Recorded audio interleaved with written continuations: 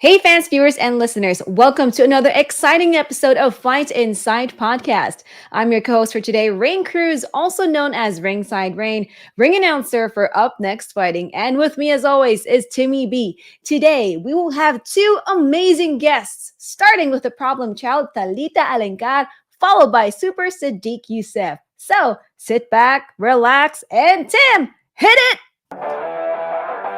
Ladies and gentlemen, welcome to the Fight Inside Podcast. Welcome back. Hi. Episode 165. Ringside Raine Cruz is back. I'm back. From a very successful weekend at Up Next Fighting. Raine, congratulations. I saw the videos of you. You look like you were kicking ass in there. How was the event?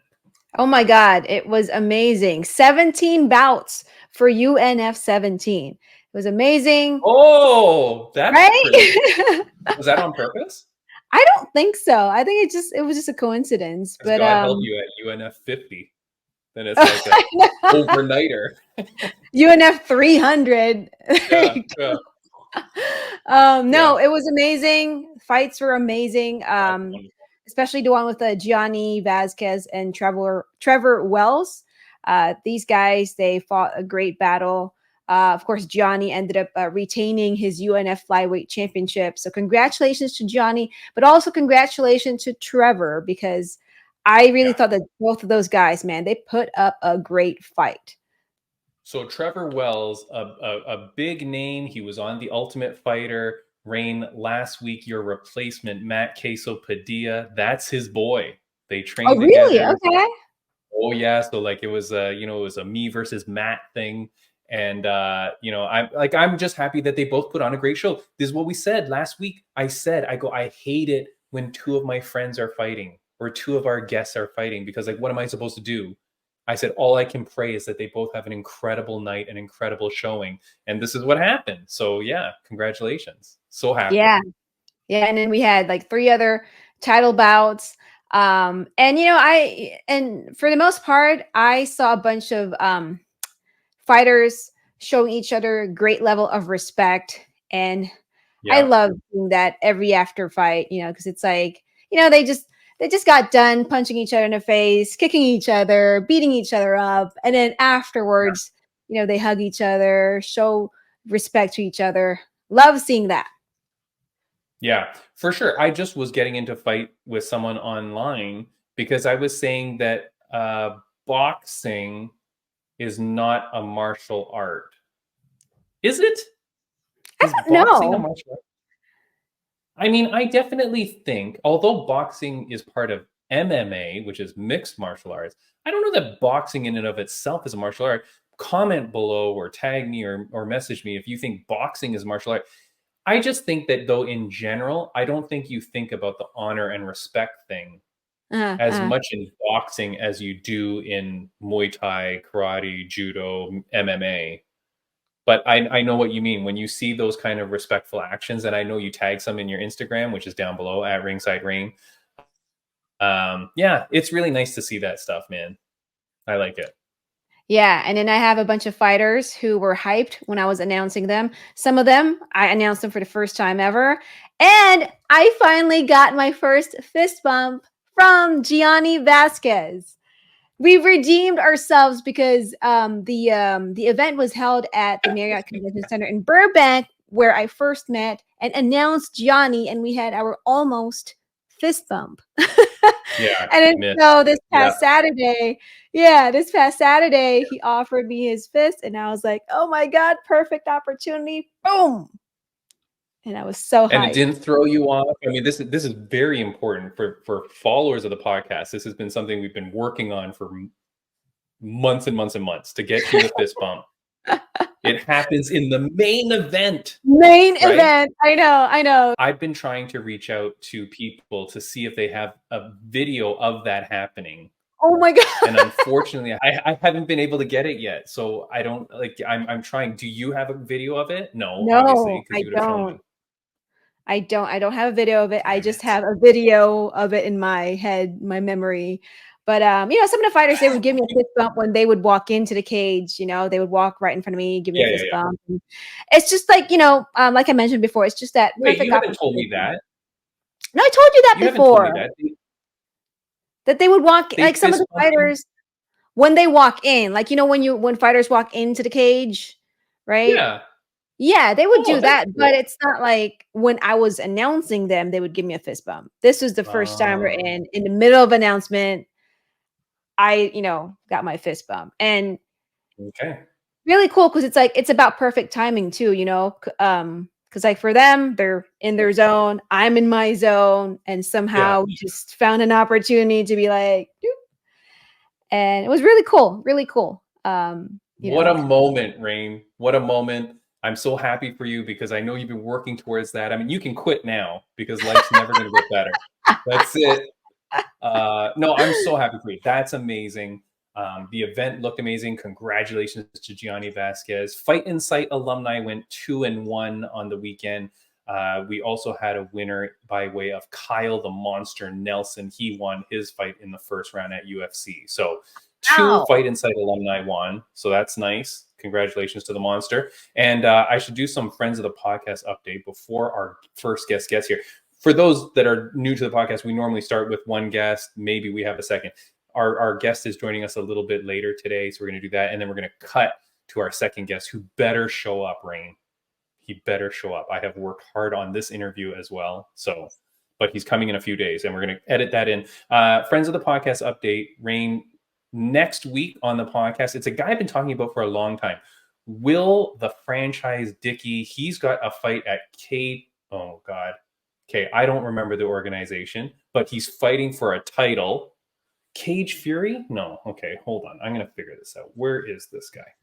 Will the Franchise? He's fighting Cage Fury. Cage Fury. That is not the belt he's fighting for. This is not the belt. This is that? I got this from my job for being a good employee. So okay. He's fighting for Cage Fury. Will the Franchise Dickey? This dude is a monster. And he's going to be on the podcast next week, so I'm very excited. And then I'm going to have someone from Fight League Atlantic 14. That's the event that I will be commentating in 2 weeks, April 13th.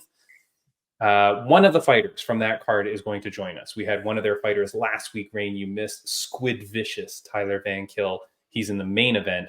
We're going to have another fighter next week to join Will the Franchise Dickey as well. So those are those guys coming on. I also want to give a shout out to friends of the podcast that are competing at PFL, the women's flyweight season, which is April 4th. So I think it's the day this podcast comes out. Yes. First of all, Raine, nobody knows that this event is happening. It's so goddamn ridiculous.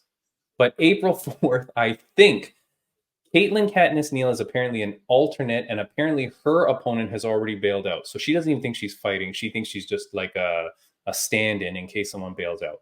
But Liz Carmouche should be fighting, so I'm very excited for her. And Jenna Bishop should be fighting, so that's amazing. So I got 3 people technically to cheer for. I hope they're not fighting each other, although they will eventually, I guess, in the season. And then Daniel the Predator James is fighting on that card as well. So I think I've got like 3 to 4 Fight Insight alumni fighting at PFL on April 4th. If anybody knows how to watch PFL, let me know, because I can't even figure out what channel this thing is on. But I will do my best to watch it because I want to cheer on my friends. And that said, Raine, again, I will be at Fight League Atlantic 14, April 12th and 13th in Nova Scotia. Go to fightleagueatlantic.com, purchase both pay-per-views. Submission Kumite 6 on the Friday. It's an all BJJ event. It is crazy good. And then the Saturday is Fight League Atlantic 14. That's their MMA event. It's going to be a fantastic night. I'm commentating both nights. I'm doing the weigh-ins on the Friday on YouTube. So you'll see me everywhere. I've done some podcasts for Fight League Atlantic Exposure, FLA Exposure. That's their podcast. I've done a few to kind of interview some people as well. So going hardcore, Raine. You and I are both almost too busy for this podcast. That's eventually what I'm saying. I know. Hey, that means we're getting our reps in, right? Get the reps in. Yeah, just build the brand, Raine. Yeah. Build the brand. Very excited. Anything else? What else is going on with you? You got, like, what's the next UNF event like? Oh, next UNF, April 20th. So it's like in 3 weeks. It's going to be in the Inland Empire area, San Bernardino, at the Orange Festival, right here in San Nice. Bernardino, where I Ooh. live and where Jade Picasso lives. Yes, and So she's it's going to on be that card. closer. Yeah, it's going to be closer to us Yeah. this time because for the most part, we would all travel, to Los Angeles Yeah. for our events, and for now, they're going to be traveling to us right here in the Inland Empire. So April 20th Nice. at the Orange Festival in San Bernardino. So get your tickets at Up Next Fighting. Very, very cool. It is crazy, Rain. I'll say, we've talked about like fights falling out and people, Mhm. missing their fights and whatever. We've lost 2 guests recently because their fights bailed out for whatever reason. In that same PFL season, like multiple girls have already dropped out of the season. And I don't know what happens like if you miss the first round of the season. Like, are you just now out the whole season or like what happens? I don't know. Nobody knows. But it's crazy how many people seem to be missing fights, man. Like, it's a lot. It's a problem, like with people missing weight and Yeah. all the drama going on. I'll ask you one thing because you're a wrestling person. I know I'm all over the place, but we're just waiting for our guest anyway. Ariel Helwani has WWE wrestlers show up on his show, and they're in character, Hmm. and he interviews them and talks to them like they are in character. This annoys the shit out of me. Really? Why? What? Because I'm not on WWE time. Why would I be talking to you like you're the character? Why wouldn't you just talk to me like a normal person and let's just talk about like, hey, how cool is it to be a WWE wrestler? Like blah blah blah. Like, why do I want to talk to you in character? Well, I mean, I think part of it is because maybe they're promoting that WrestleMania is coming up. So they have to stay in character. They're promoting a Why? storyline, Why? right? No, The Rock doesn't walk around pretending he's Black Adam to promote the movie. He goes Well, like that's different though. That's it's different. not different. It's not different. How's that different? Well, for me personally, wrestlers, they create their fan base because of their characters. People love them because of the characters that they represent. So I think personally, when a wrestler comes out, does an interview in his or her character, I prefer that. Unless it's kind of But like a this different type of like interview we're in. Hey, let me, tell me who you really are. but that's what it should be if you're on the MMA hour or you're like this is I don't know. I don't like it at all. It's not like you're a character like old school wrestling where you're like Mhm. what's his name? Goodwin, the pig farmer. You know what I mean? And you're pretending you're actually a pig farmer or you're the repo man, right? And you're in a real character. These are people nowadays in wrestling that aren't even like a character, they're just a persona. You know what I mean? Like you're not the Undertaker. You're Mhm, just like mhm. a different human, like you're just a different person. Like just get out of your goddamn character. Like it's and they show up with the stupid makeup and all that stuff. I don't know, Rain. I can't believe. Yeah, wouldn't you want to know what these people are like in real life? Well, I guess like for me, there's opportunities for that. But all I'm saying is that right now, because it's WrestleMania week, so I'm assuming that they're trying to sell a Oh, storyline leading up to WrestleMania this coming weekend. So that's the only thing I can think of why they have to like stay in character. But I've listened to interviews with wrestlers wherein they were just themselves, and they were even referred to by their first names. Uh, yeah. I yeah. Yeah, okay. Well, when it comes to the name, I don't know how you're going to refer to him. But anyways, all I'm saying is to the fans, viewers, and listeners of Fighting Side Podcast, I promise you, I will never interview someone in a fake character. Like, you got to be real. You got to be real. And I'll tell you, when we had Commander Dale on from Detroit Urban Survival Training, I'm telling you guys, when I first had him on, I made sure I said, hey, are you serious? Like, are you really who you are? Are you really a security guy? Like, is this a character you're playing? And that's when he educated me that he's a real guy, that he's a real dude. And that's why I had him on, because he's real. I would never interview someone that's like fake. I don't know. It just then what's the point of me? I don't know. It's weird. Are you playing a character, Ringside Raine? Are you really not who you are? Like, I don't know. I don't trust it. Our guest is here, Raine. So I see her here in the camera. She's getting ready, and I'm so excited because this is a fighter that, well, quite frankly, she shocked me when she made her UFC debut. She put on one hell of a show, and she was an incredible fighter. So I'm so excited to meet her today. Raine, she is represented by our friend Brian Butler at Sucker Punch Entertainment, who I love that dude. And he said, we got to get this guest on. So let's bring her in. Our next guest, or our first guest of the show, is a Brazilian mixed martial artist and black belt Brazilian jiu-jitsu practitioner. She's a world jiu-jitsu champion, gi and no-gi in colored belts, a 3-time IBJJF world no-gi champion, 2-time European no-gi champion, a world IBJJF and Pan American jiu-jitsu black belt champion. That wasn't enough for her, Raine. She then decides, I'm going to go into MMA in 2021. She's already amassed a perfect, undefeated 5-0-1 record. She appeared on Dana White's Contender Series and was victorious in her UFC debut 3 months ago at UFC Song versus Gutierrez, beating fellow debutante and the reigning Invicta Atomweight champion Rayane dos Santos in an incredible fight. Raine, let's bring her in. Please welcome the problem child, Talita Alencar. What's up, everybody? Talita, how are you? I am good, and you? Very good, very Doing good. Thank good. you. I'm Timmy B. I'm in Toronto, and this is Ringside Raine. She's out in California. That's cool. It's fun to be here with you guys. Oh, thank you so much, Talita. Where are you right now? I am in Deerfield Beach, Florida. Ah, very nice, very nice. Is that where you live now? You live in Florida? Yes, that's where I'm currently live, right? Nice, nice. And of course, you're from Brazil. Yes.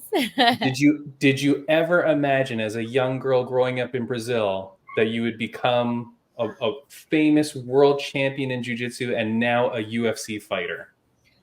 When you're young, you don't know what you want, pretty much. But I always knew that I had something in me, and I always felt that I was extraordinary, and I was not gonna settle with anything.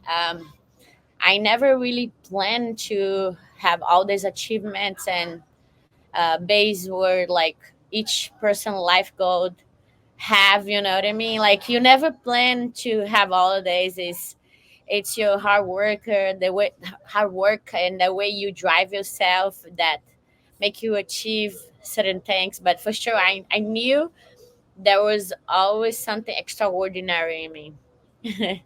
Very nice. It's incredible. It's incredible what you've achieved. Like when I was reading off all your list of accomplishments, Raine, if you go to Talita's Wikipedia page, you have to scroll and scroll and scroll. Long There's list. just too many gold medals, Talita. Too many. Where are all your? There was loss too. You know, there was like fights that I lost that I overcame and everything. But for sure, I have many achievements. Yeah, no, I mean, congratulations to you. You must be so proud. Your family must be so proud of you. But why are you called problem child? You seem like such a nice person. Why are you the problem child?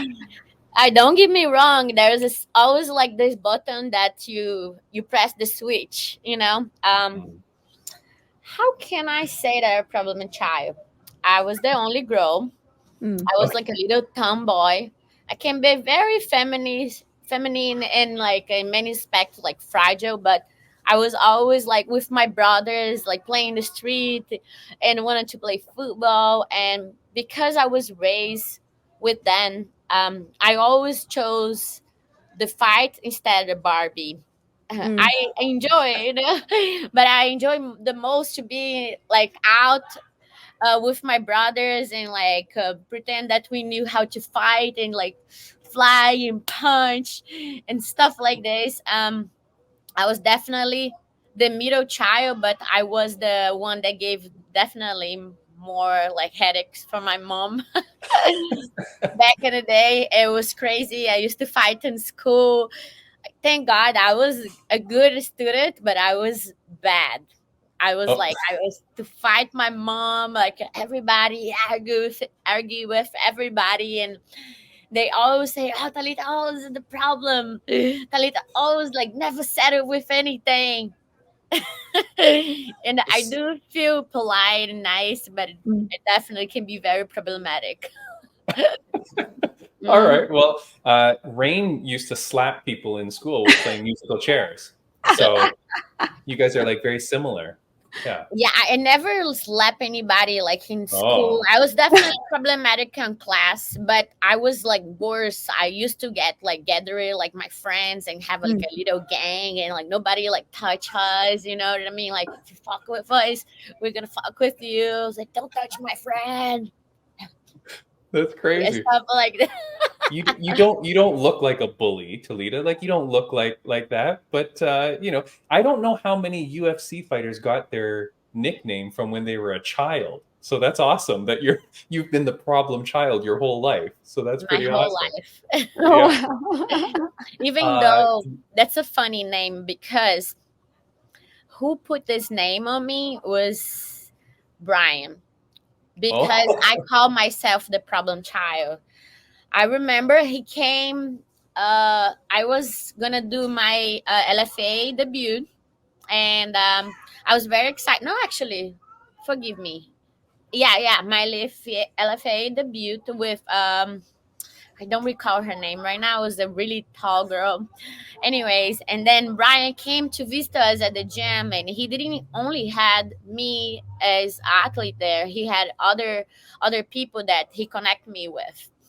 However, I went to finish my camp there, and Brian came in, and I congratulate him. I compliment him, and I say, "What's up, Brian? Everybody's here. Here are your kids, and here's your problem child." Then he looked at me, he started laughing, and I was like, "Problem child." It was like, "There we go. We find you a nickname. Let's take this unicorn away." Nice. That's so funny. Now, I did, as you might have heard, I said that, Sucker Punch and Brian Butler is your manager. Talita, you're saying this nice story about Brian. Every single athlete I talk to that is represented by Sucker Punch and by Brian Butler Ow, they all seem to be like his best friend. Everybody loves this guy. How is he such a good guy that he like has such good relationships with all his fighters? He's definitely a legit person, when I started to work with them, I already knew of him because he managed a lot of athletes that I know. And Yeah. I actually met him first time from Dean Barry, one of his UFC fighters. Okay. That I don't think he's longer in UFC, but I think he's better to come back. However, I met Brian. I was very polite, but his partner and him was already like on my DMs, and they were like kind of recruiting athlete.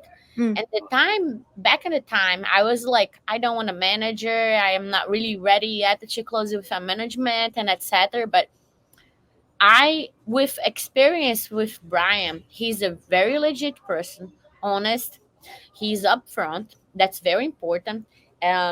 He values more the long term relationship loyalty than other things that are not very important. But the relationship build, it's with him. He's like the best on days, and definitely, if he have athlete, he also have a friend. But we keep always separate professional and Of friendship. course. You know what I mean? Yeah. With lines and everything, he's very clear. He doesn't promise anything that he cannot. He's real legit person. I can tell by my own experience, and I love him. Yeah. No, it's amazing. I love him too. That guy has been so nice to me. Like we had him on the podcast, and he's just such a good guy. Like, yeah, very honest, and he works so hard. You can see for his athletes. So it's so nice because we have a lot of athletes on this podcast, Talita, that are like amateur fighters or jujitsu people, and sometimes you talk to them about managers, and they're like, "Oh, I don't really have one," but you're like, if you could find a guy like Brian Butler, it's going to be good for your career, because they're going to help guide you and help steer you in ways and maybe like help you avoid certain things. So it's good. Very important. I do want to ask you, I don't want to take too much of your time today, of course, but I did want to ask you, after you fought your UFC debut, which boy, oh boy, Talita, what a great fight. I mean, they put her in, Raine, against Hayani Dos Santos, who was the atomweight Invicta champion. She was coming up with a lot of promise. So, I mean, Talita, that was a big fight for you to get that win. After the fight, when you had your backstage interview, I'm just going to show a quick photo of you here. You were here, and to me, it looked like you were kind of almost wanting to cry the whole time. Yes, I was. It looked like you were very emotional. Very. Mm-hmm. Yeah. Can I ask what was the emotion about it? Was it just the victory? Was it like just getting through it? Like, what was so emotional to you? Well, when you asking me, there's like a retro goes in my brain like so quick, and like how many thoughts you can hold in your mind at the same time. Mm-hmm. It was very remarkable because I fought contender against a very good girl that she was in camp for the whole year pretty much. She had fought like at least 3 black belts. She was ready to do a 25 5 rounds, you know what I mean? Yeah.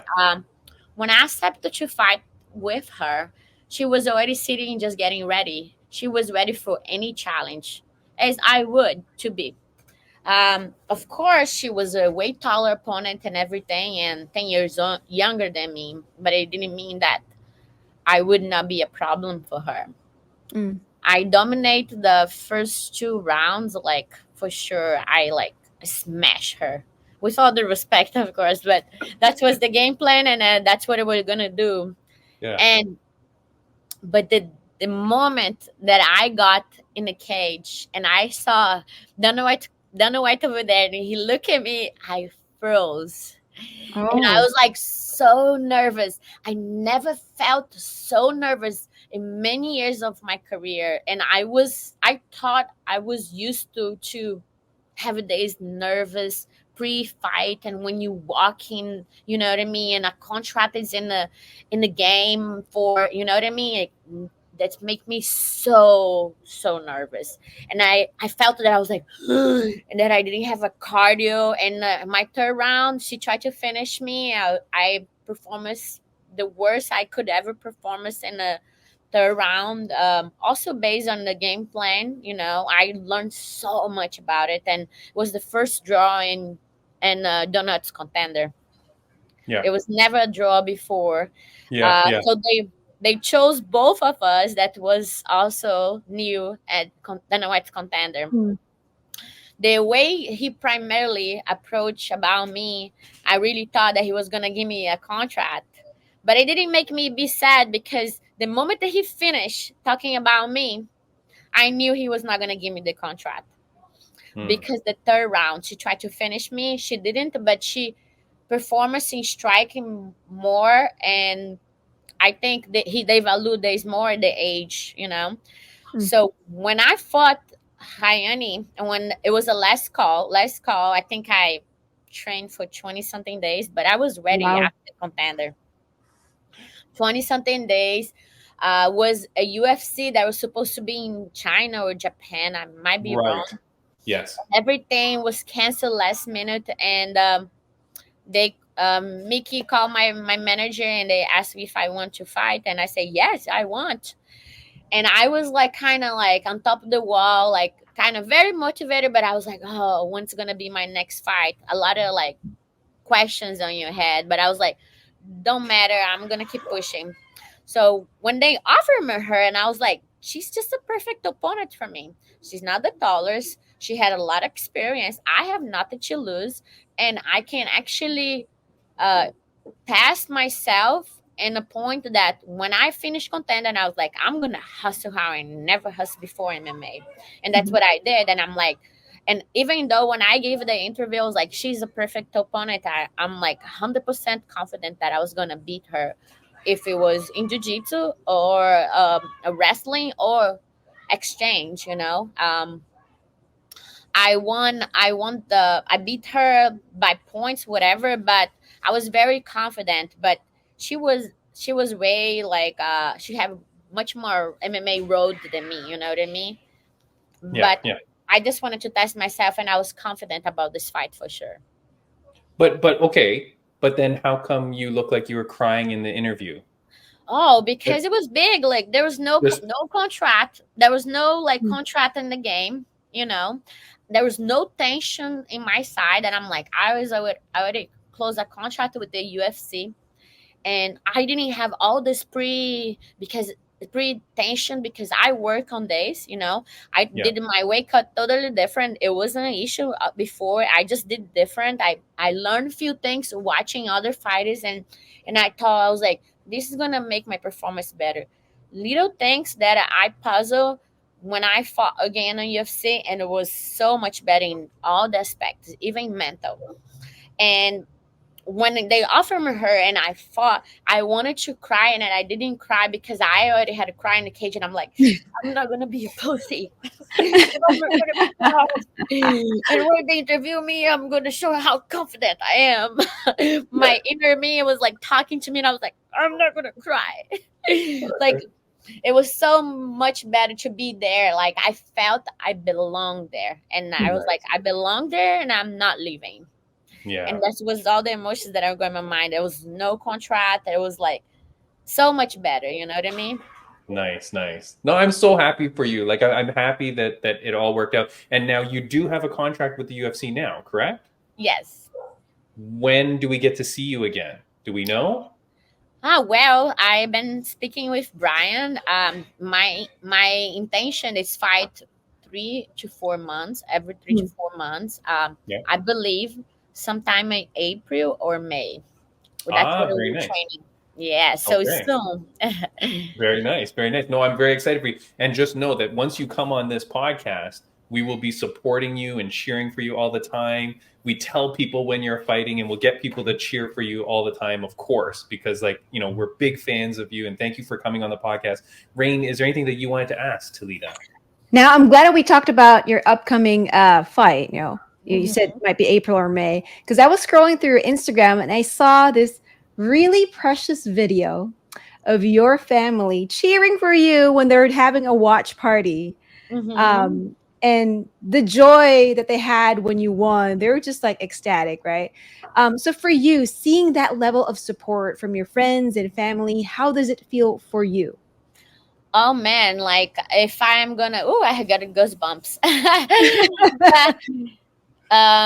Definitely is amazing. You know, it's a lot of appreciation. It was not just my family here in Florida. It was everybody that got together, knowing that there was like they are my biggest supporter.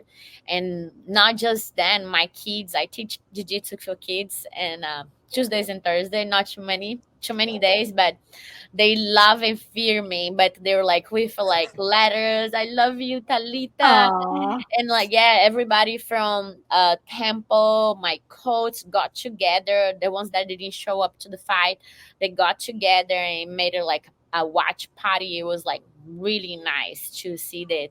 And when they heard that the decision for me, they were like jumping, and I was like, oh, this is so amazing. Yeah, that's so awesome, Talita. Like it's so amazing to be able to have that support and for people to be able to watch you now and achieve all these dreams because all the things that you've worked so hard for. And it shows people, like especially those kids that you're teaching. I mean, lucky kids, first of all, that they get to learn from you, but like to be able to see you, that you're doing your thing, that you're achieving success, right? Like it's so inspirational to young boys and girls, obviously. Definitely. Now every time I get to train, and they're like, let's go, and they started to jump. See, I was like, do you want this? Do you want it? And they're like, come. Yeah. Get them all hyped and pumped. Yeah. They get so hyped. I want to fight. I was like, no yet. Let's do the beginning first. You're creating an army of problem childs. There's going to be like so many little mini problem childs you're creating. Someone told me that you do not have good luck. Is that true? Do you not have what good do you luck? mean? I don't know. Brian told me that you don't have good luck. Is that true? I don't know in which aspect that he's saying this. Oh, okay. Are you a lucky person? Are you an unlucky person in general? No? I think it's just because there's always something going on, you know what I mean? I think that's what he said. Like, Example, when I was fighting UFC, me and Rayoni Amanda were in contender. She lost her contender. I got a draw. So when they announced her fight, I only have her profile and everything ready there, set in the website, and mine was like unknown photo, and I was like, "What is going on, Ryan?" And there was always like something here, there, and I like, yeah, I don't have much lucky like in general. Like right before contender, I was sleeping and like cops knock on my door at 4 a.m. saying that my car was on my driveway and my roommate's car disappeared. It was weird. So I woke up and I was like, I took my iPad. I was like, "Who's this?" I make a really thick voice. Like, "Who's this?" "Police." And I'm like, "Police?" And I'm like, "Okay." And I opened the door. I was like, "Man, this car is yours?" And I'm like, "Yeah." uh "Did you left on?" I was like, "No, sir. I was just sleeping. It's 4 a.m." He's like, "Oh, we think somebody took you guys' cars." And I'm like, "Probably took my for a ride and come back." I don't know how. Yeah. So my passport was in my car and everything. Yes, driver license, everything, debit card, and I was like, and I had to like to give like my passport and to do all the background part with the UFC, and it was really complicated. And I was like, I was no lucky. But honestly, I'm blessed. I Yeah. think there is all those little things that happen that you're gonna have to deal with, But I have a I have a beautiful boyfriend. I'm really happy. I have the best job in the world. I live a pro athlete life. I do what I love, and I'm blessed. But always have like something that that happened that I'm not lucky. You know what I mean? I was like, Mm. but at least I am very lucky. What in my job and with love. I'm That's definitely very nice. Okay, that's beautiful, and I'm very happy. And you forgot one thing. Your life is very good because you're here on the Fight Insight podcast. yeah, for sure. For Don't forget. Don't forget. Uh, Talita, I do want to ask you a couple things. One thing I want to ask you, if you could pick anybody to fight in the strawweight division, I know like you're new and all that, but who is someone that you would love to fight? Maybe out of respect, or maybe because you think it would be a good fight. Who do you think is a great fight for you one day down the road? I mean, I have like personal reasons and I have general reasons for many things. So I really would like to fight again with the girl that I fought contender, Stephanie Luciano, because I dream about this fight after many times, and I work really hard. And I'm sure she also worked really hard to not get taken down and dominated by somebody like me. You know what I mean? I think it Yeah. would be a amazing fight. Even though she's more a striker, but she does like jiu-jitsu and grapple in general, like wrestling. Mm. But it's not her main thing. Now that my striking and boxing is much more improved and my defense is sharp, I definitely think that would be much different.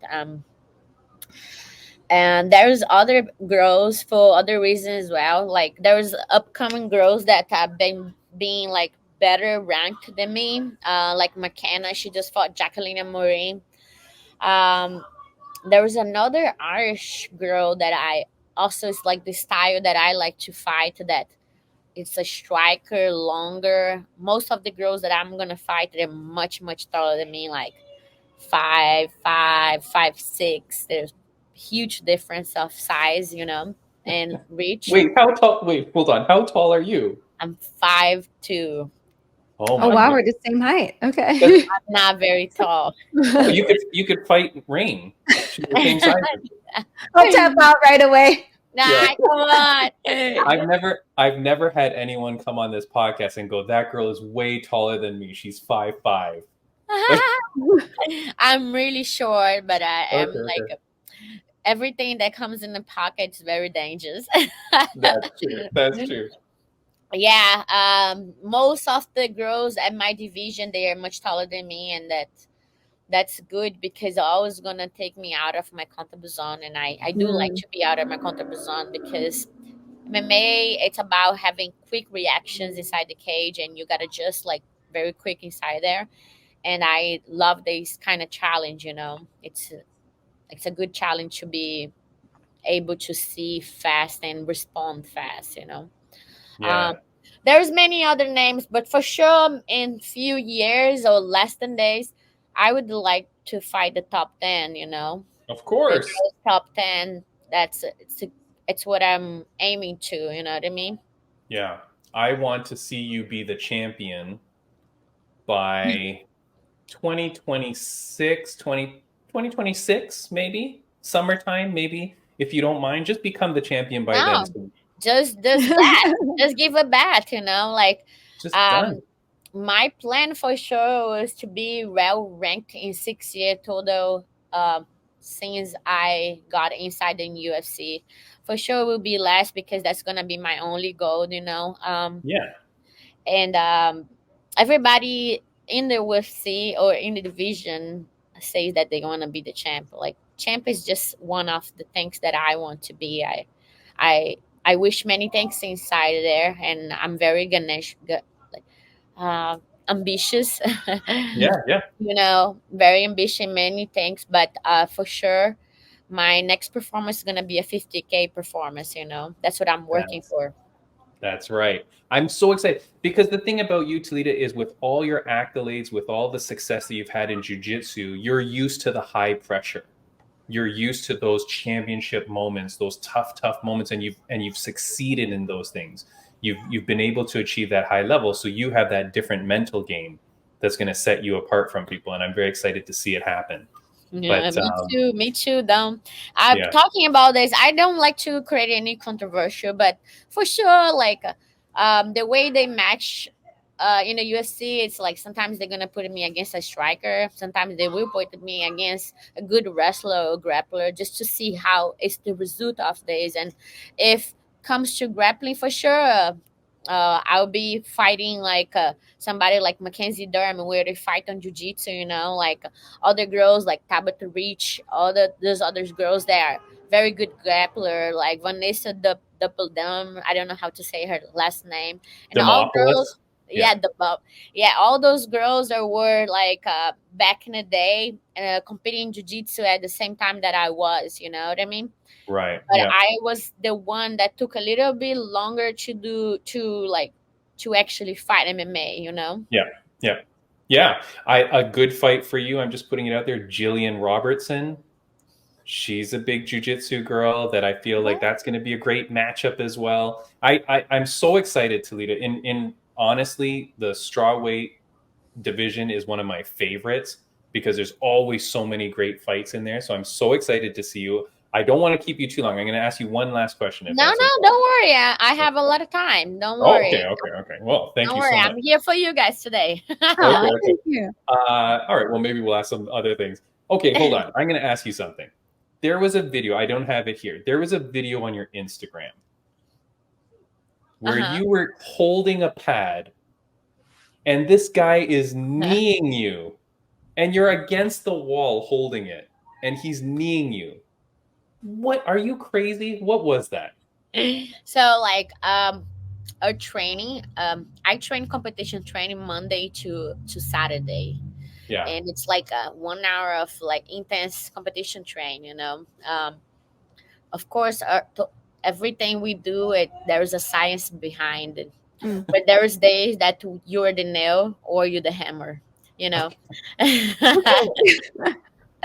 So, there's days that coach put us against the wall, and we have like few different rounds, just body shots or just knee, and you gotta knee, like, be on your knee. That in this case, this video, gotta be on your knee, and everybody was like, it was kind of a little polemic, and I was like, polemic is my second name.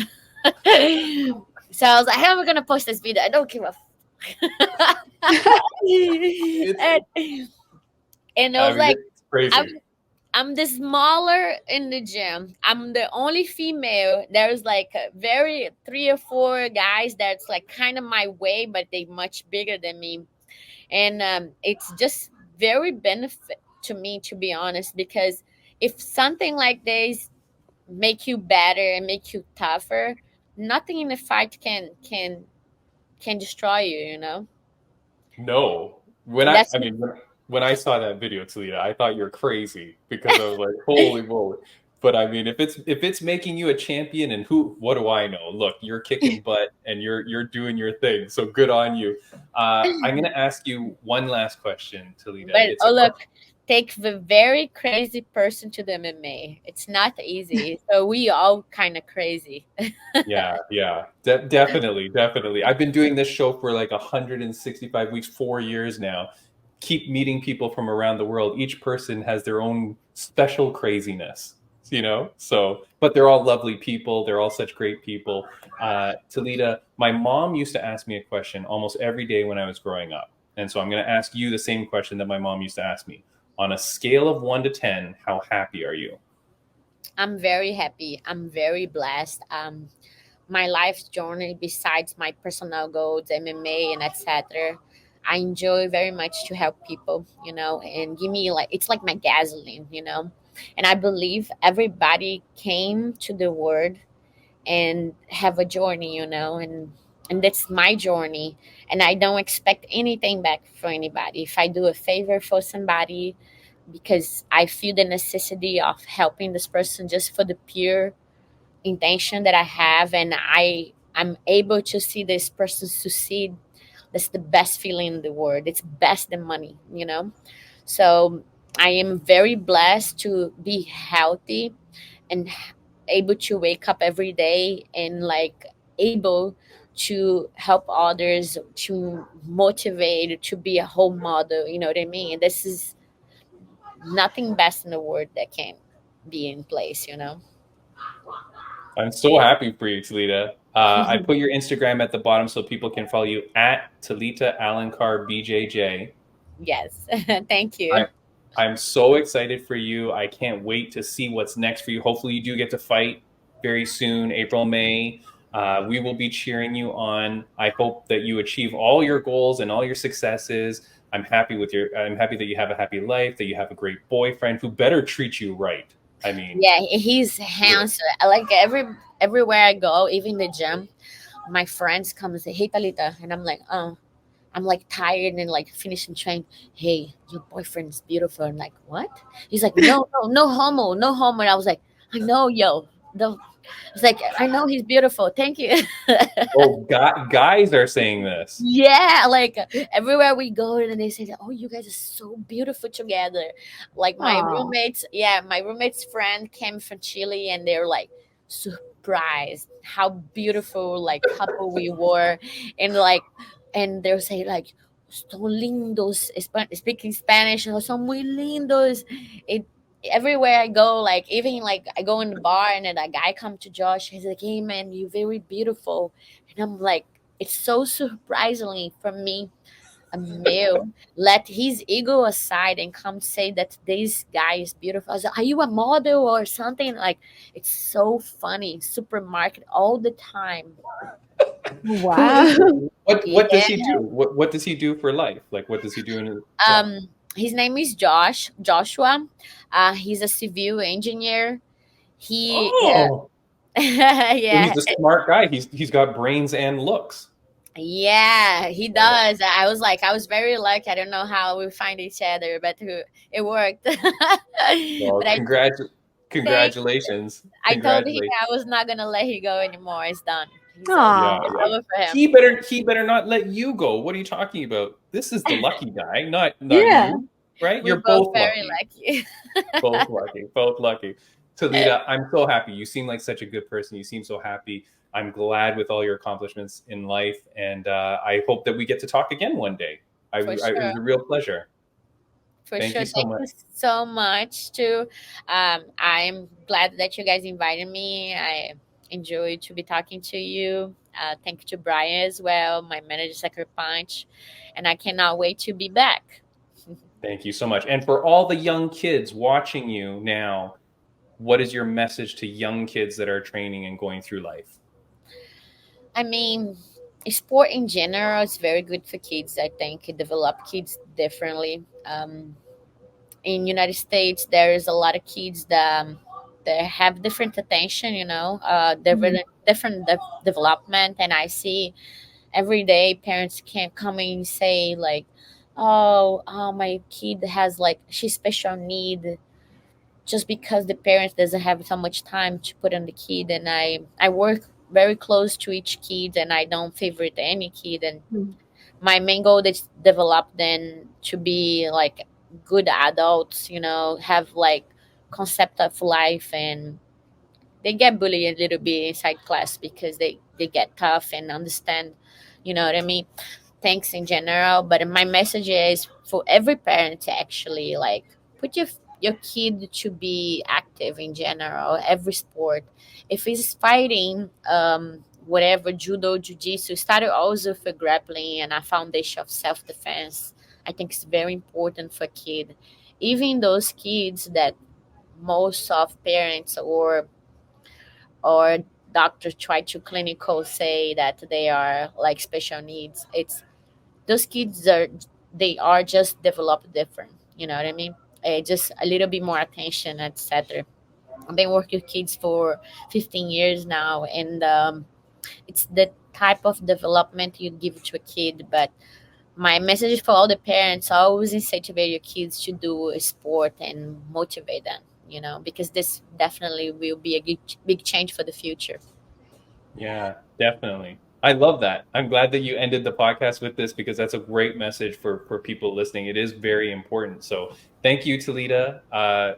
Appreciate you coming on, and all the best to you. Thank you so much, You as Talita. well. Thank you. Take care. Have a good one. Say hi to Brian for us.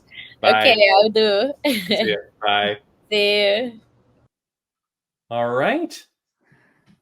Well, Raine, That was a great amazing. interview. It's great because she talked about how she grew up, and then now she's like teaching kids too, and it's like the kids will look up to her, Yeah. especially like young girls, young girls Yeah. who want to get into mixed martial arts and be a professional athlete like her.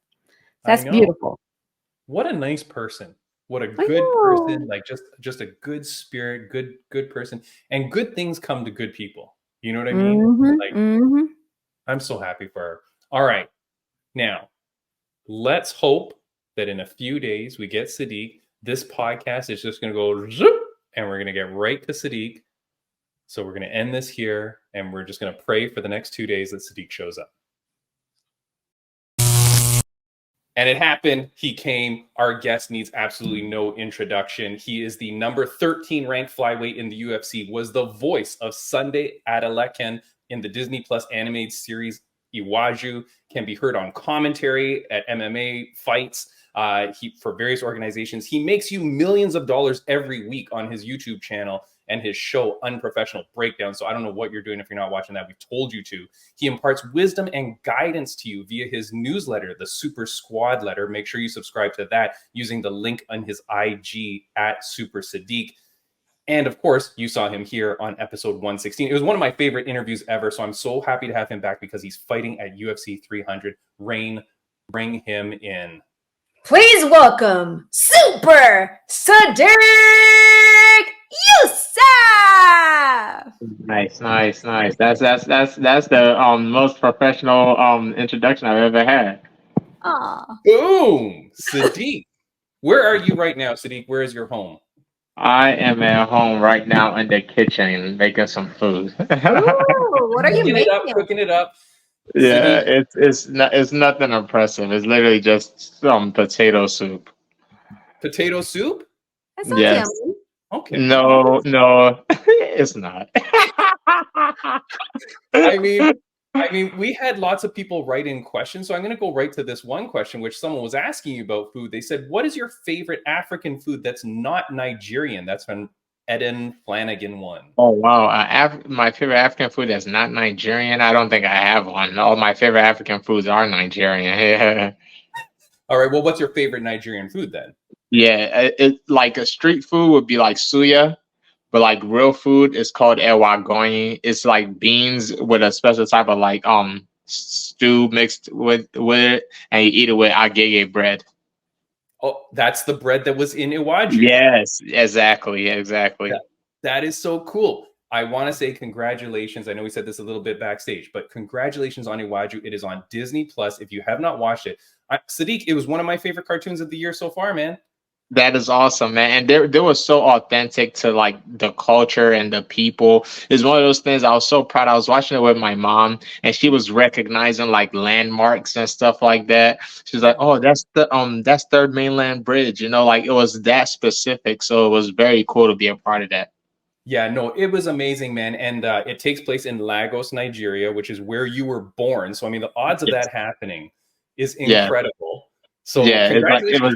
I feel like everything like just fit into place for me to actually get that role. So it was very dope. And yeah, and if you want to hear more about it, check out Sadiq's interview with Ariel Hawani. He talks about that and how he got it as well. And of course, you should be, like I said, go to your newsletter because your newsletter is incredible. If people haven't signed up. Last time you were on the podcast, Sadiq, you called all my fans, viewers, and listeners lazy assholes. If they don't go to your YouTube to sign up, how are you doing with your social media explosion? Are you growing? What's going on? Yeah. It's still it's growing. It's a very slow growth. Whenever I get into camp, I put aside the YouTube for a little bit just because it takes too much commitment. But I still stay with the newsletters throughout the whole camp all the way until this week will be the last week, and then I'll take off fight week and I'll be back after that. Nice. Yeah, I love it, man. I think your newsletter is fantastic. There are only a few fighters that I subscribe to the newsletter consistently and read consistently, and yours being one of them. It is very good, man. So congratulations on that. I know you said one thing here in your newsletter, and I'll put this up on the screen. It says, if you're living the life and locked in, there's not a lot of distractions here. I feel like that would be completely different if I was in Miami or a city with pop and nightlife. To me, the boringness of Maryland is one of its advantages. If you want to lock in and focus on training, it's easy to do that here. You stand by that? 100%, because I've had people come from out of town to come train with us, and one of the few things that they always say is like how boring it is. You know, like they get bored relatively fast, and I feel like that is one of the things here is that there's not a lot of distractions. Of course, if you want to distract yourself anywhere, you can, but I feel like there's certain places, like I'm saying, like Florida or like New York, where like things are constantly happening, where it might be a little bit easier to find yourself distracted, but here in Maryland it's very easy to lock in. Yeah, that's cool, man. No, I like that, and I like that you're able to like laser focus on what you need to, no distractions, and then that's what makes you successful. Yes, and to be honest, I'm kind of a square too. So even if I was like in those other places, I feel like I'll still have the same kind of result. All right. Well, my concern though is living in Maryland. Have you found a local hobby shop where you can play Magic the Gathering live or Yu-Gi-Oh cards live? You know what's funny? There's actually one pretty close to me called Labyrinth, you know, but it's rare for me to play Magic. I only really play with my friends. I never like really go out to like local stores and tournaments to play. I play with my friends and I play on the phone. They have Magic the Gathering Arena on the phone, so I play that. I haven't played Yu-Gi-Oh since since I was a kid, like since I found Magic, actually, because I think Magic is like a more advanced version of it, so it's hard to go backwards. Yeah. I hear you. But can I say the image of you walking? This is a video idea for after UFC 300. You film yourself going to Labyrinth, shirtless, of course, and playing in a closed deck Magic the Gathering tournament. People will be like, what the hell is happening? In full UFC gloves with MMA gloves on and UFC gear. That would be hilarious. Yeah, man. I'm telling you, that's video gold, comedy gold for you. That's hilarious. Now, here's something. You know, I know you like to play your card games and stuff like that. Did you know that there's a Disney card game called Lorcana? Yeah, so I've never played it, but my brother, I think bought like I don't know if they make individual decks. I think it's all together, and I think my brother plays it. Okay. On the last episode that you were on, we were talking about Magic the Gathering, and I said, Sadik, you got to get on a card. You know what I mean? And I was like, they got to make a Super Sadik like character in Magic. Man, that would be so dope. I've actually hit them up a few times to try to do some type of collaboration, but they're not biting yet. Dude, don't worry about it, because your friend Timmy D at the Fight Insight podcast, I already made you a card Oh, for nice. for Lorcana, because now you're like one step away. Here is the Super Sadik card for Lorcana. Boom! You know what? I feel like this is actually close to being real. This actually might not be far away from being real. Like you were saying, I'm like 2 steps away. Dude, the next expansion that they do, because they've already released like a few expansions where they're adding like more characters. Yeah. Iwaju is huge for the community, for what it is. Yeah. That is hilarious. I gotta tell my brother about that. That actually isn't far-fetched at all. That's pretty close to happening. I'm telling you, man, I took at least 5 minutes creating this. So I hope you appreciate it. But, hey, it looks good too. It looks good. I got a real quote from the show. What I really liked about Iwaju was that, like, even when I was watching it with subtitles on, it was still putting it in the slang that you guys were speaking, which I thought was really cool. Like, yes. Yeah. And you know what's funny about that is so I speak my native tongue Yoruba, and I speak regular English, obviously, but I actually struggle with broken English, which is very, very backwards. It's because broken English is how most of the tribes like communicate with each other. So I'm one of the few people, like whenever I say it to people, they always laugh, like people from like back home, because it almost makes no sense. I only speak the extreme ends of both. But that's because when I came to America, there was nobody to speak broken English with. So I'll speak my native language at home and I'll speak English to the rest of the world, you know? So my broken English is like almost non-existent. So I actually had to practice it for the role. Ah, that's interesting. My dad's side family is from Macau, Hong Kong. They're Portuguese and Chinese, and they only spoke what they called Macanese, which was half Portuguese, half Cantonese. So they never taught me either because they didn't know either very well. They could only speak like a broken the Cantonese. Middle. Yeah. And that's what it is with most people. Like I feel like Kamaru Usman mostly only speaks broken English, which is what makes the most sense because that's what you're going to communicate with everybody with, you know? So like I'm kind of like an anomaly to where I only understand the extreme ends of both sides. That's so funny. Yeah, it's crazy. Last time you were on the podcast, you called yourself Mr. One Take because you do everything so perfectly in one shot. How was the voice recording? Were you Mr. One Take at the in the sound stage? Okay, I won't lie. I was Mr. One Take when it comes to my lines, but sometimes the delivery might need a little adjustment. So I'm still Mr. One Take. Is just and where animation is a bit different too, because you have to match what they want the characteristic of the actor, of the character to be.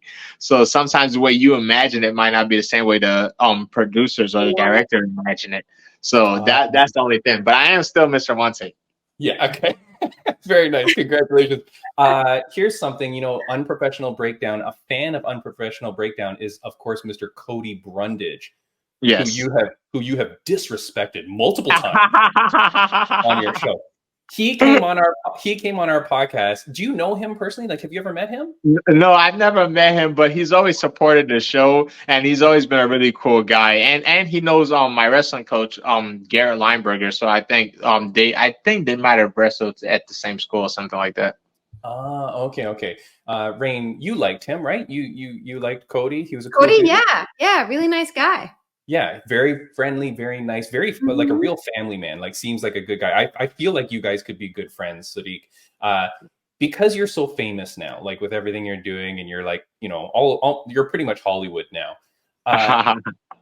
We said we want Dolly Parton to sing him to the cage because you're both fighting at UFC 300. Oh, wow. You're a super famous guy. Can you get Dolly Parton to sing him to the cage?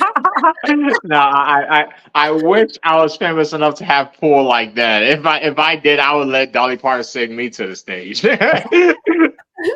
All right, fine. Now I'm down to my last $36.72 million. I know some of the people that have been writing in have said they were like pretty broke too. Like they're down to their last 10, 15 million. 52, just 52 left. Yeah, like it's getting tight, Yes. Unprofessional Breakdown is coming back after UFC 300. Yeah, most likely. Fingers crossed there won't be much injury and I'll be able to jump right back into it. Yeah. Okay. Because we need it, man. We need it. Like, yeah. I like it, man. I have fun making them, and I always like the feedback. Sometimes I do get a little bit jaded if it doesn't get a lot of views, but I still something that I have fun doing. You know, if I ever feel like it becomes a chore or a job, then I'll take some time off. But as long as I have fun doing it, I don't mind. Yeah, man, that's the thing. You got to do something only because you love it. Like if you lose the love for something, it's going to show in the resultant product. Anyway. 1,000%, especially comedy. You know, like I think it's hard to fake that. Yeah. I know, one of the guys, there's a website called @MMA_gains. We are good friends with him. He tracks like Instagram growth before and after events. And he shouted you out because he said, you know what, Sadiq's such a cool guy. He's one of the guys that commented on my stuff or liked my stuff way early when I was. So just so you know, man, you're such a good dude that other people really respect that. Like they love that you respond to them and appreciate other people. So I'm glad that you're getting the follow.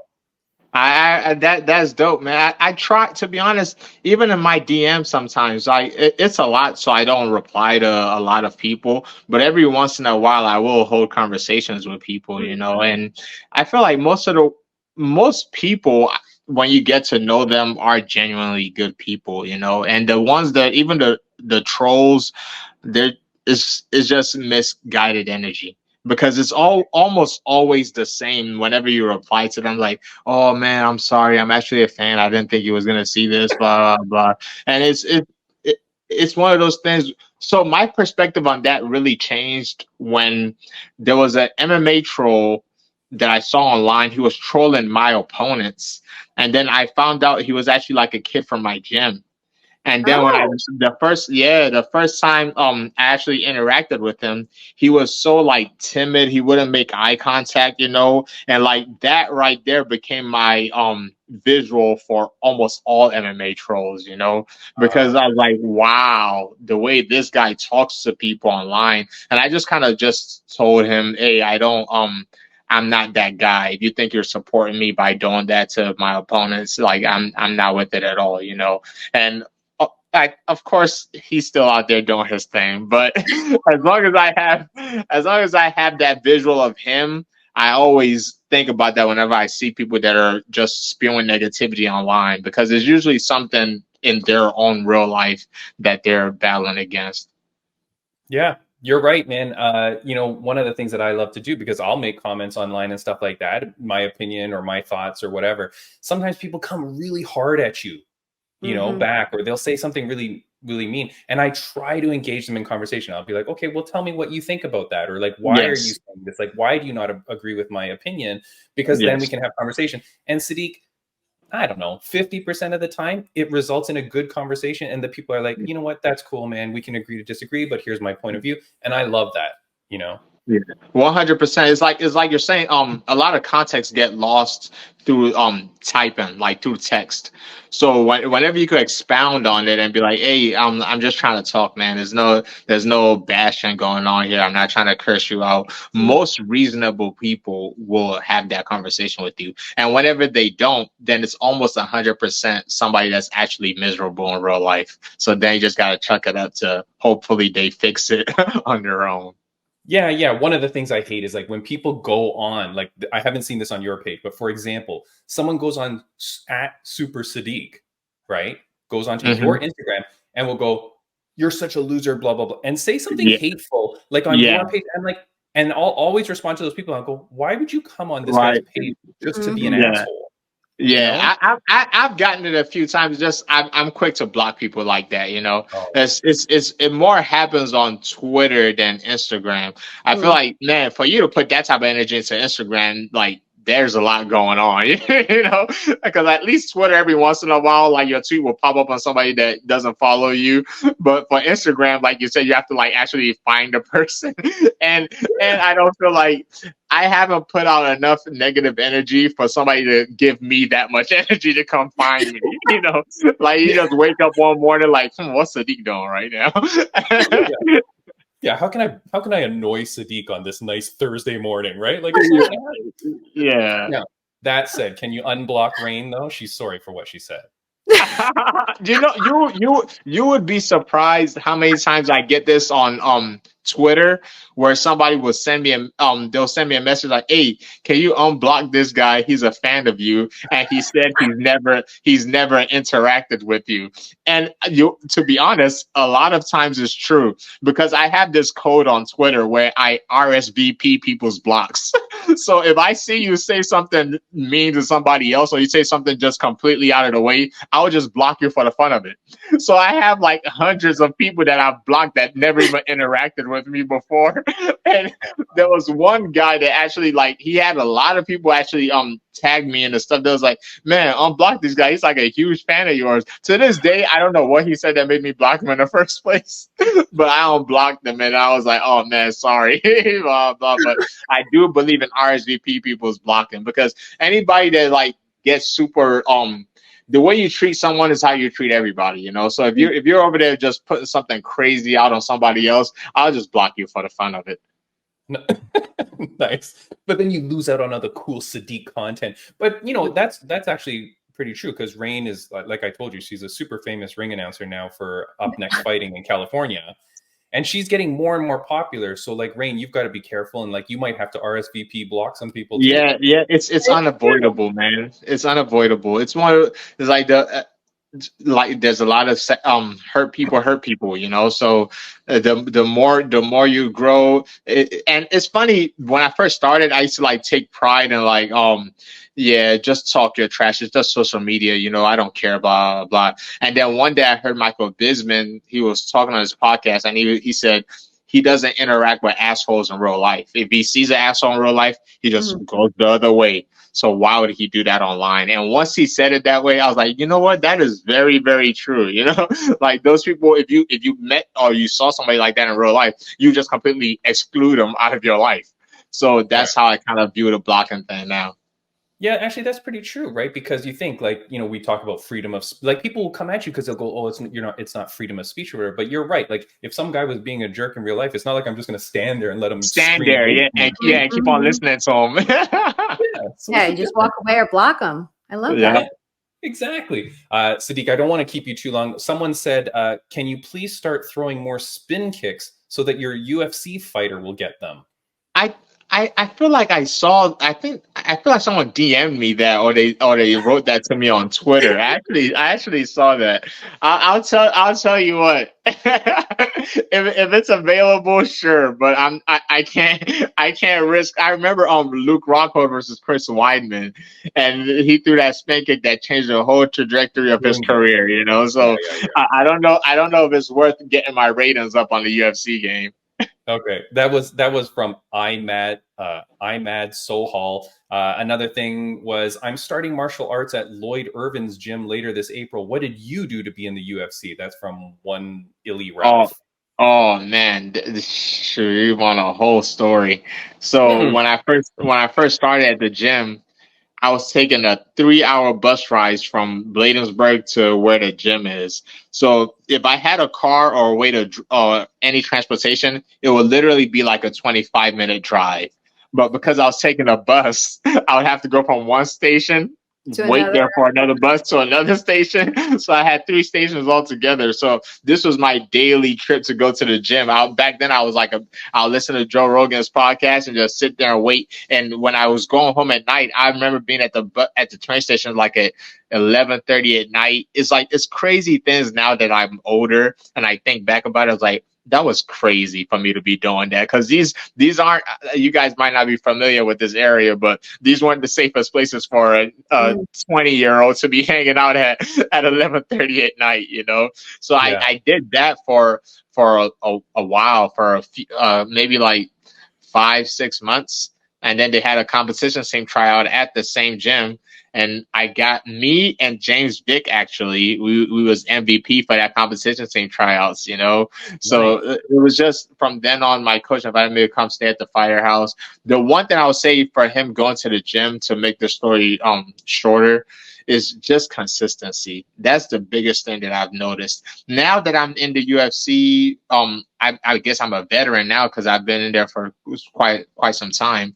What I've noticed with my class of my fellow peers, a lot of us are just the people that just didn't stop. Like, like there's so many people in the UFC now that all of us came up together in the amateur scenes. I remember at the amateur WKAs, Corey Sandhagen beat Von Lewis. Everybody was in there, you know, and a lot of us was literally people that just didn't stop. There were some people that when we first met each other, they might have not been the most talented people, but they consistently kept on putting in work. There's so many UFC fighters now. It's so funny now. Like every once in a while, I find a throwback of me and like another random fighter back in the amateur days, and that's literally all it is, just putting consistent work in. Yeah, that's a good message, man, for everything you do. If you're a ring announcer, I've been doing some commentating out in East Coast Canada, Sadik. I'm part of Fight League Atlantic in East Coast Canada, you know, and I'm doing commentary. This next weekend, I'm doing the jiu-jitsu show on the Friday and then the MMA show on the Saturday, because I told the promoter there, I said, hey, I want as many reps as possible. Like I want to get it in, you know, like get the practice. Do you mind just redoing that whole story, but say that when you were on the bus, you were listening to the Fight in Sight podcast? Okay, good. If somebody was to track my timeline, they would know I was lying. They were like, how old was you when that was happening? I know that you're an anime fan. You tweeted this long ago. This is the kind of creep I am. I keep stuff, but here you go. You're complaining on this is back in February, so not too bad. A live action Naruto movie is coming out, and you go, it is literally impossible for this to be good. Impossible. No. Did you watch the Avatar show? So, okay, here's the thing. So when the Avatar was coming out, right, I was telling my brother, I was like, hey, it's looking promising. At worst, it's not going to be as bad as M. Night Shyamalan's version, you know?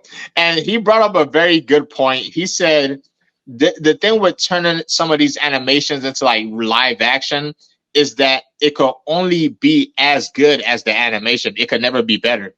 So the way I saw it, the good thing that I think that they did in the live action Avatar is they expanded a little bit more on Iroh and Zuko's relationships. Yes. But outside of that, they still, I want to say it's okay, which is very good for a live action adaptation. Sadik, my wife is going to be very mad at you. We really liked it. It was good. Did you watch the animation? Yes, of course. And we watched it just recently. We only watched it like a year ago. So if you compare both. Of course, the animation, but this was really good. Like the effects were good. The casting was good. There was just a few miscasts, I thought. Zuko's sister doesn't look as badass as she should. Yes, they started to lose me towards the end. It started off very, very strong. I even like the fact that they showed the annihilation of the airbenders. I like that.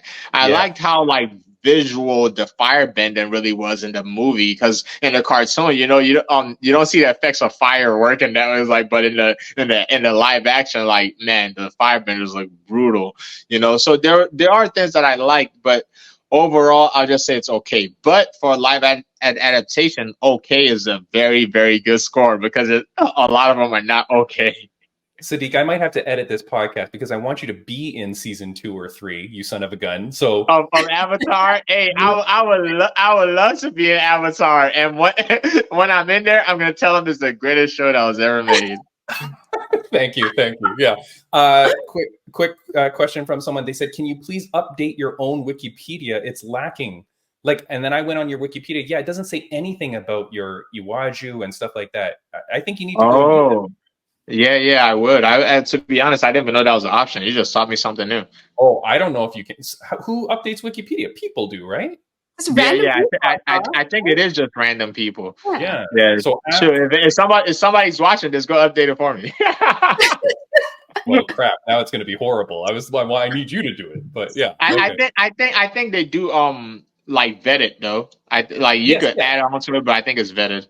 Yeah. But I mean, that needs to be updated. Raine, we're keeping him far too long. His potato soup is getting cold. What any questions you want to ask before we let him go? Yeah, I have this question for you. We are close to UFC 300. We're less than 2 weeks away. So when you're that close to a fight, is there any like special routine that you do? I won't lie to you. When around this time, you're kind of just sick and tired of everything, you know. it's so close. Like you're literally wishing you could fight tomorrow. Mm. So around this time is where like the weight cuts start happening. You get I'm a relatively nice guy if I say so myself in my regular day to day. But around this time is when I can start finding myself being a little bit more antsy, a little bit more of a prick, you know. And I I try to limit myself to my people that I truly truly love, where no matter what they do, I won't get annoyed, you know. So I try to stay away from the gym as much as possible. As soon as I'm done training, I'm out of there because every conversation becomes a random interview, and if you don't give people the energy that they're expecting, they're gonna think you're being a jerk, you're being mean, but they don't realize that they're the 15th interview of the day. Yeah. And Sadiq, you know, I can't express enough how appreciative I am for you coming on this, because like, you know, you were such a great guy the first time. I was so thrilled to meet you. Like I said, honestly, you're one of my favorite ever interviews. Like that interview that we did together, just the two of us, it was so freaking funny. I was dying laughing. I appreciate that. I always remember your question at the end every time. That was one of the, I told you at the time, that was probably one of the best questions I think I've ever gotten in an interview, and that I feel like you should, I don't know if you still do it, but that's something you should always ask people. Dude, I do it with everybody. You know, the only person that gave me a real hard time about it was Bobby Green. He told me I was too soft, and that was obviously a mama boy question, you know. But that's just a facade, man. That's a facade. I feel like one day Bobby would appreciate that question too. Oh no, he did. He was a great dude, man. That was a crazy interview with him. But no, I've been asking it to everybody. So I mean, let me ask it to you now in the thrill of UFC 300 coming up. You know, congratulations to you, new UFC contract. You're on the UFC 300 card, a great fight, a great opponent. You know, I didn't ask you too much about it because like, I know you're probably getting sick of it, but you know, with respect to everything in life, and you've got a fiance, correct? Yes. Yes. I think, is that new? A little new, not super new. Well, congratulations, still. Thank you. Congratulations. In light of all of that, on a scale of 1 to 10, as my mother used to ask me every day growing up, on a scale of 1 to 10, how happy are you? Man, I can't remember what my answer was last time, but to be honest with you, I'll probably give it 8.5, maybe even 9. I like, the older I get, this is one of the few things I'm very proud of. The older I get, the more I'm becoming the guy that I thought I was going to grow up to be, you know? So, and I don't mean that as in success and careers or anything like that. I'm just talking about as a person. Because when I was younger, I always, that was one of the things I used to think about. I was like, man, when I grow up, I want to be this cool guy. I had this image of what an adult would be, like an adult that I would respect, an adult that that knows how to treat people, just leading with kindness. And the older I get, the more I feel like I almost want to say I feel like I had to fake it, but not fake it. I just had to actively be that first, and then it became me. Which I don't think there's anything wrong with that. If anybody out there is having trouble with it, is you have to actively try to be good, you know. And after a while, you see like a lot of that stuff just comes naturally. And the more you're like that, you start randomly meeting people that are also like that, you know. And now I'm at the point in my life where I know people that watch my interviews probably tired of me saying it, but I have such a good circle that, man, this is almost unbeatable. And as long as I could keep those same people around me for the rest of my life, I think I'll be good. Raine, mic drop. Like that, dude. That answer is perfection, and it's perfection. That is honestly what life is all about. You know, it's about being a good person, and yeah, of course, like you have to strive to become something. It's no different than you being committed to the gym, right? Like not giving up at the gym. Like that's a fighter, and now you've become who you want. So I mean, yeah, Sadiq. Beautiful answer. Thank you so much. I really appreciate you coming on the podcast. Raine, I was so scared that he wasn't going to show up today because late last night, BKFC fighter Todd Duffy started going off on me. He was pretty mad, and Sadiq got involved in the conversation. I've met Todd before, and so that might like I was saying about text, that might be. I don't know how your conversation started. I just saw it on the post on my Instagram. So he when I met him, he was a very kind guy. I know he's very religious, so that could go one way or the other. So I did ask him to come on the podcast because right away he kind of got mad at me about what I put on someone else's post, and this was about, just very quickly, it was just about Ronda Rousey saying about how concussed she was and stuff going into the Holly Holm fight, and I was injured and blah blah, and I left something along the lines of like, man, out of respect, and martial arts, maybe it's not great to like give up excuses like that. It's also weird that it's 10 years later and you're now saying this as part of your book. Mm-hmm. And I remember that you had said it on Ariel Helwani. So we kind of had a conversation there. He was kind of mad at me, but I was getting like mixed results of that post. So then I went over to your page because you had that thing there or whatever. Yeah. And so I said, oh, Todd Duffy here. But then he still kind of went off on me, and I was like, ugh. So I do hope that I can have a conversation with him, because I'd like to talk that out. Of course, you can come on both sides, but I don't mean it terribly. I just mean like as a boy growing up, my parents always said like, hey, never give any excuses, because it makes the person that beat you feel bad. Yeah, and that's how I live my life. From what I got from his part was that because Ronda is reflecting on her career, then it's you could give details on what happened, but the only thing I would say about the Ronda part is I feel like she still needs to give Holly validation and credit, which is I don't watch a lot, but I don't think I've ever seen her do it. So once she does that, I feel like it's perfectly okay to talk about what happened in your career, but you have to give her the proper credit first.